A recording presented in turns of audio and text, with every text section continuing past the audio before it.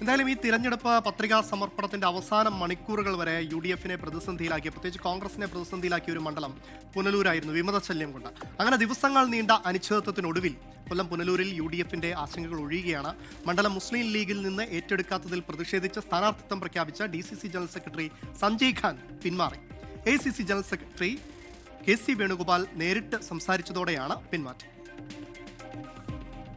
അടൂരിലെത്തിയ KC വേണുഗോപാലിന്റെ ഇടപെടലിലാണ് Sanjay Khan മത്സരത്തിൽ നിന്ന് പിന്മാറിയത്. UDF-നായി പ്രവർത്തിക്കുമെന്നാണ് ഉറപ്പ്.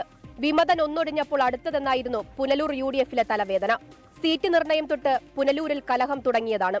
കഴിഞ്ഞ ദിവസം നെൽസൺ സെബാസ്റ്റ്യൻ പിന്മാറിയതിന് പിന്നാലെയായിരുന്നു സഞ്ജയ് ഖാന്റെ മത്സര പ്രഖ്യാപനം. ഇന്ന് ഉച്ചയ്ക്ക് 12:30 നാമനിർദ്ദേശ പത്രിക സമർപ്പിക്കുമെന്ന് സഞ്ജയ് ഖാൻ അറിയിച്ചിരുന്നു.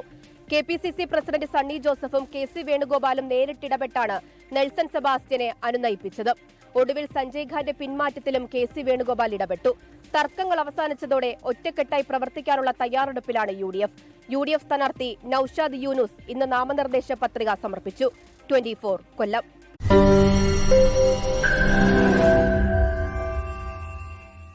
ലോകത്തെവിടെയായാലും ഏത് സമയത്തും 24 വാർത്തകളും ഓഗ്മെന്റഡ് റിയാലിറ്റി പാക്കേജുകളും എക്സ്പ്ലെയിനറുകളും വിശദമായി കാണാൻ ഞങ്ങളുടെ YouTube ചാനൽ നിങ്ങൾക്ക് സബ്സ്ക്രൈബ് ചെയ്യാം.